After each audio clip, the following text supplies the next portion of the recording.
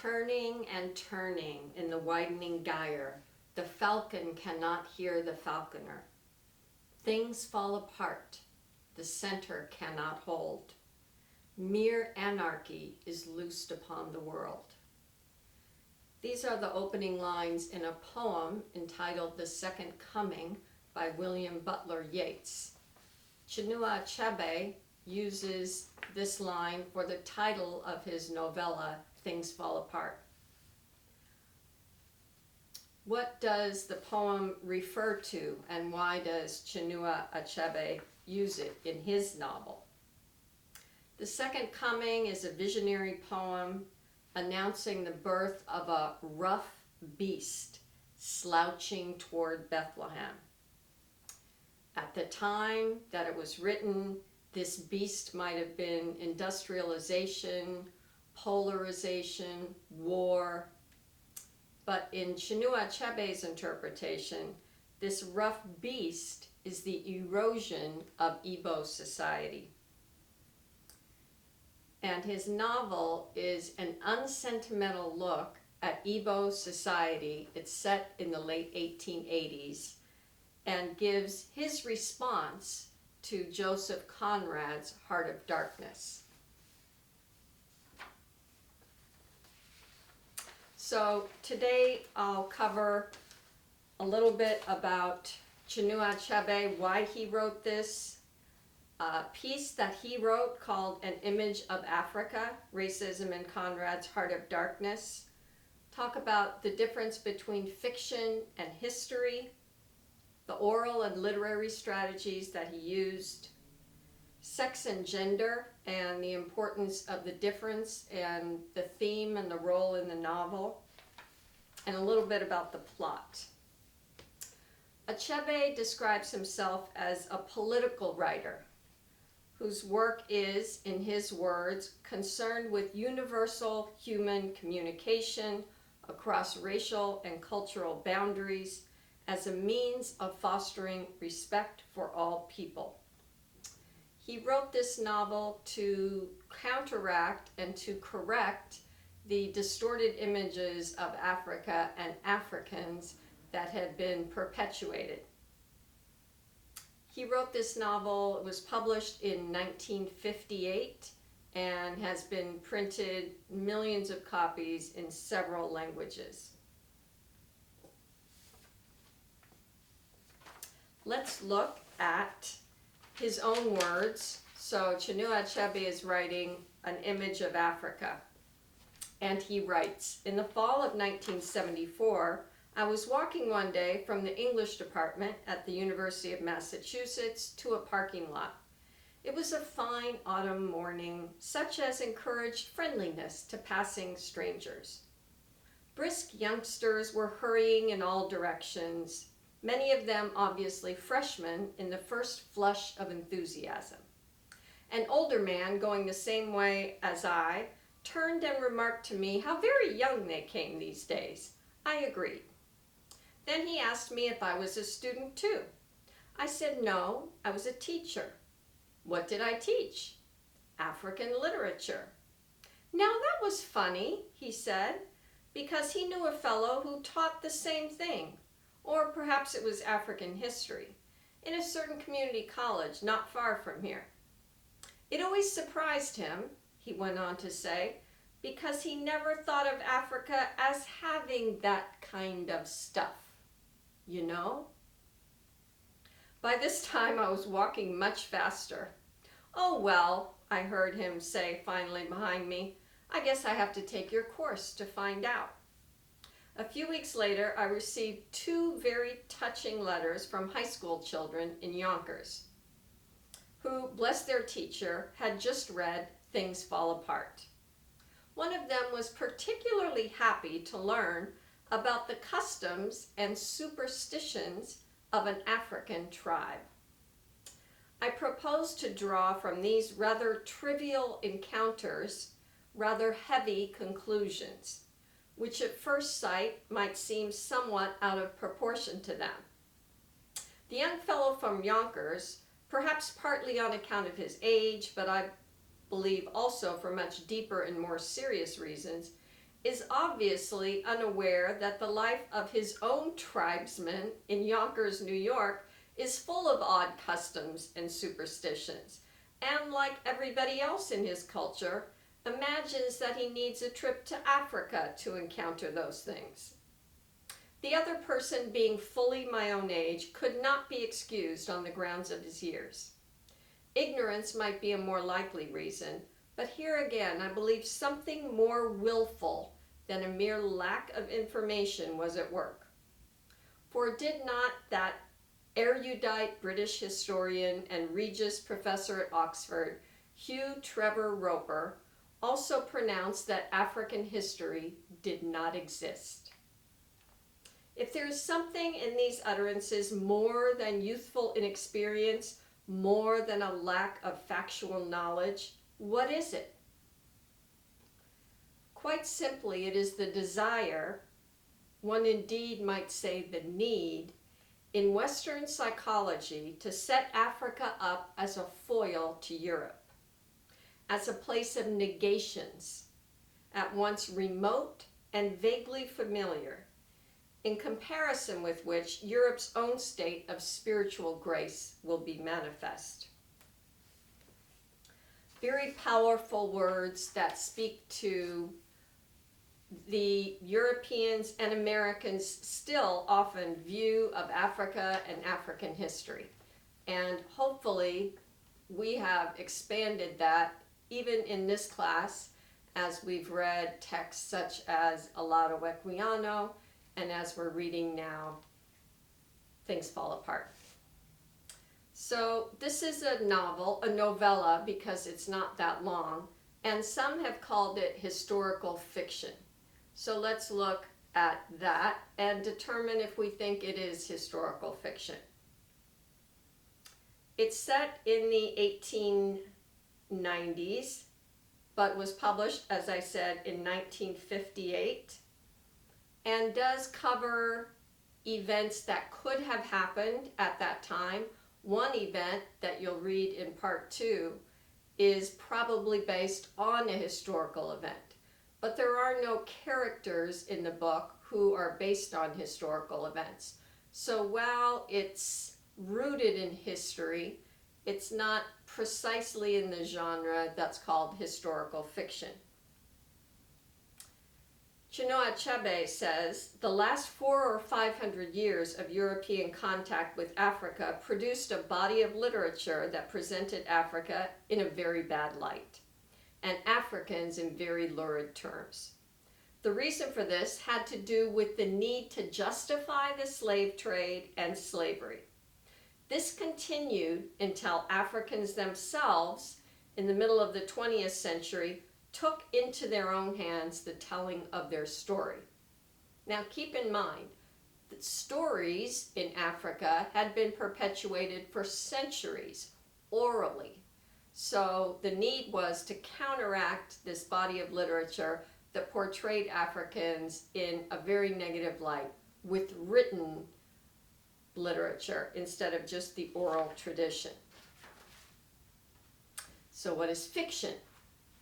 Whenever I ask my students this, I get answers like, oh, it's not real, it's made up, it's imaginary.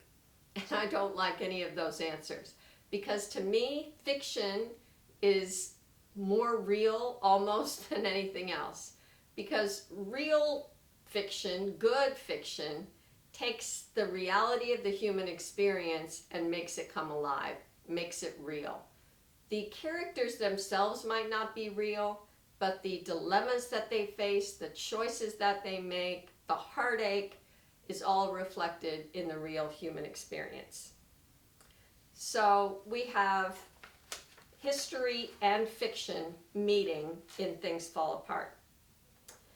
You noticed when you read the book that there are a lot of words that are Igbo words that you might have found it hard to pronounce or didn't understand what they meant. There are proverbs, and you are looking at the proverbs to try and make sense of them. So Chinua used literary strategies. Everything was very purposeful in his book.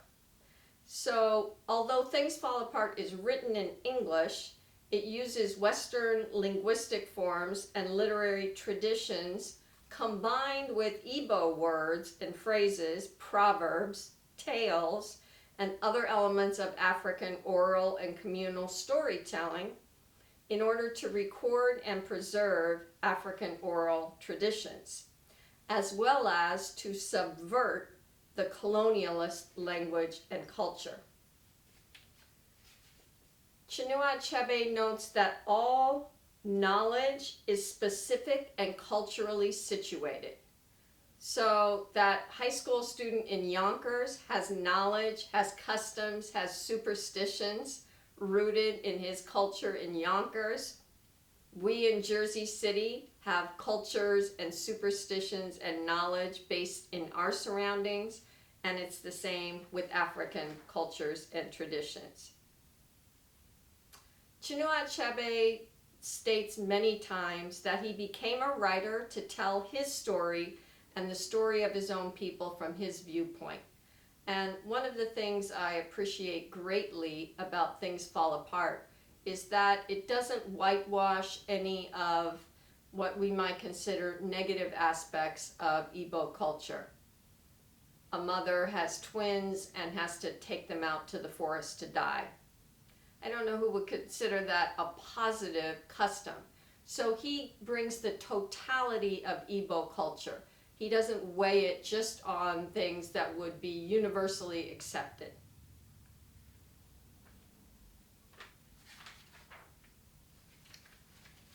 One important theme that comes throughout Things Fall Apart and was a theme in Chinua Achebe's own life is the irreconcilable difference between Christianity's focus on individual salvation and the tribal vision of the group's salvation being dependent on the actions of individuals. Chinua Achebe's parents converted to Christianity, and he was not happy about it at the time and senses the great tension that the arrival of Christianity brought to the Igbo people. He writes in English, as I said, the language of the colonizer, but incorporates these idioms, proverbs, and imagery that make you almost feel like you're in Africa. He introduces Igbo tradition and culture to convey the full experience of the African society under colonization.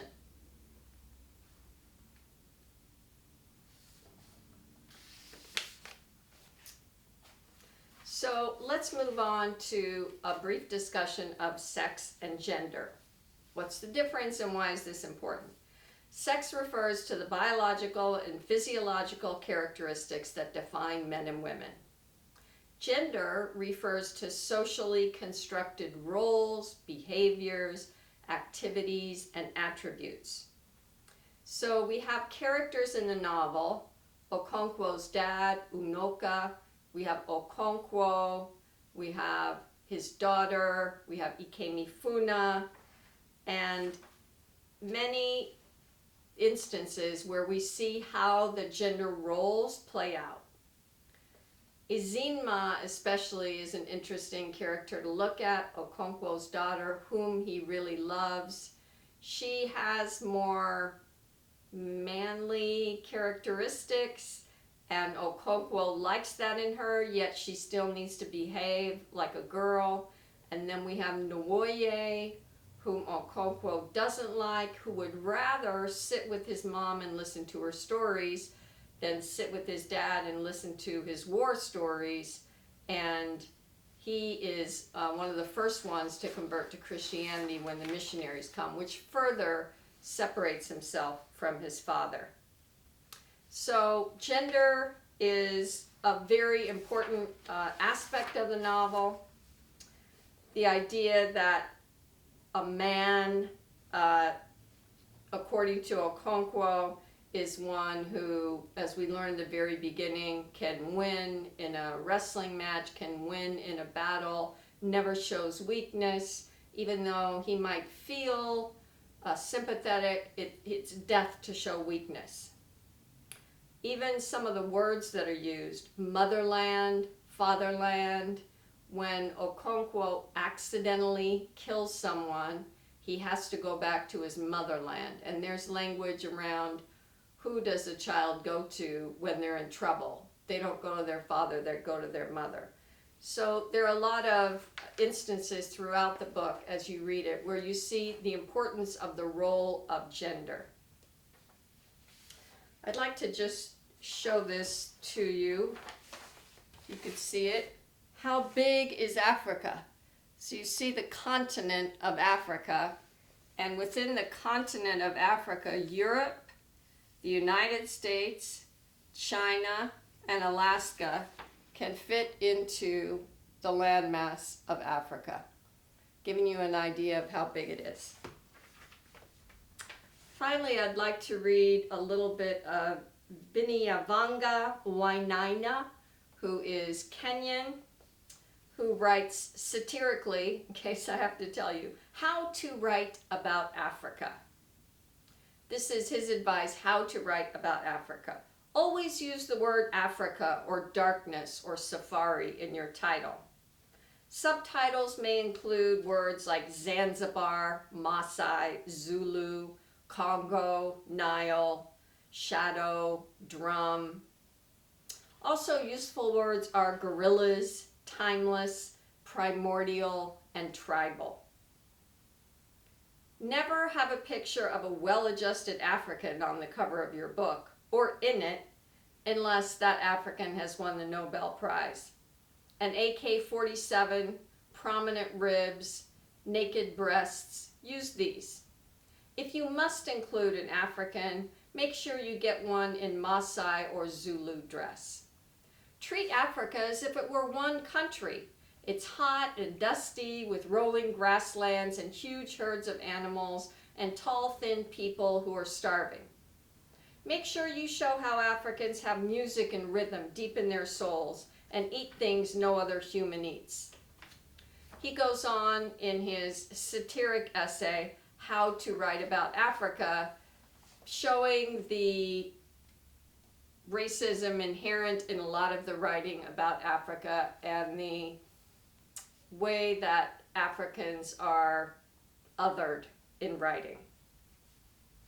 So just briefly, we'll talk about the plot of the novel. Okonkwo is the protagonist. He's a respected leader in the Umuofia tribe of the Igbo people. He lives in fear of becoming like his father, a man known for laziness, cowardice, and poverty. Throughout his life, Okonkwo's goal is to not be like his father. From an early age, he builds his home and his reputation as a precocious wrestler and hard-working farmer. His efforts pay off, and he becomes wealthy through his crops and earns 3 wives. Okonkwo's life is shaken up when an accidental murder takes place and he ends up adopting a boy from another village, Ikemifuna. Okonkwo comes to love him like a son. In fact, he loves him more than his own son, Nwoye, and Ikemifunu and Nwoye become very close. After 3 years, the leaders of the tribe decide that Ikemifuna must die. When the men of Umuofia take Ikemifuna into the forest to slaughter him, Okonkwo participates in the murder. He was told by some of the leaders he should not participate in the murder, but he does, and kills his adoptive son. Okonkwo shows no emotion during this. He wants to be perceived as a true man's man, macho, I can do anything, I don't have any emotion. He doesn't want to be perceived as weak. Inside, though, Okonkwo feels great pain and regret. But since he's so wrapped up in being this tough and emotionless person, he alienates himself from his son Nwoye, who was like a brother to Ikemifuna. Later on, during a funeral, Okonkwo accidentally shoots and kills a boy. For his crime, the town exiles him for 7 years to his mother's homeland, Mbanta. There he learns about the coming of the white missionaries, whose arrival signals the beginning of the end of the cultures and customs of the Igbo people. They bring in Christianity and start to win over Igbo outcasts as their first converts. So Igbo who are not accepted into the village for various reasons are the first one to be converted. As the Christian religion gains legitimacy, more and more Igbo people are converted. And just as Okonkwo is finishing his 7-year sentence and is allowed to return home, his son Nuoye converts to Christianity. Okonkwo is so upset by this, he disowns his son. Eventually, the Igbo attempt to talk to the missionaries, but the Christians capture the Igbo leaders and jail them for several days until the villagers bring some ransom money. One thing also to note is there are 2 different missionaries depicted in Things Fall Apart. One is depicted in a favorable light, and the other is depicted in an unfavorable light. So it's interesting to think about, why did Achebe decide to have 2 different missionary figures representing 2 different ways of being a missionary in Africa. So after the villagers have copped up the ransom money, the Igbo people want revenge. They've just jailed some of their leaders for no reason. They hold a war council, and Okonkwo is an advocate for aggressive action. There's more of us than there are of them. Let's kill them and get them out of here. But during the council, a court messenger from the missionaries arrives and tells the men to stop the meeting. Okonkwo kills the messenger. Realizing that his clan will not go to war against the white man, there is a tragic ending. And I'm not going to tell you what that ending is now until you finish the book. This is a brief introduction to some of the themes, the literary strategies, and the plot of Things Fall Apart.